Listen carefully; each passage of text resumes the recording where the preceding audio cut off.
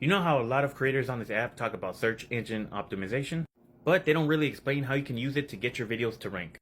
I'm about to show you, so make sure to save this video.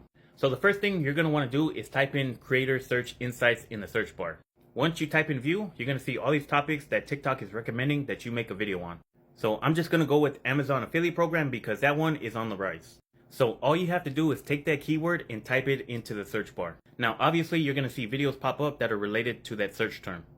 Now if you scroll down, you're going to see all these other search terms right here. So what you're going to want to do is copy those down in your notes app so you can use those when you post your video. Now I'd recommend to copy only the ones that are relevant to your search term that you're trying to rank for. Once you record your video, before you post it, you're going to want to copy all the keywords that you saved in your notes app, and then you're going to paste them on the screen. And then shrink them down and just hide them off screen. And then use a couple of those keywords in your hashtag on the description of your video. Let me know if this video was helpful, and if you want to learn more marketing tips or how to earn online using social media, make sure to follow me.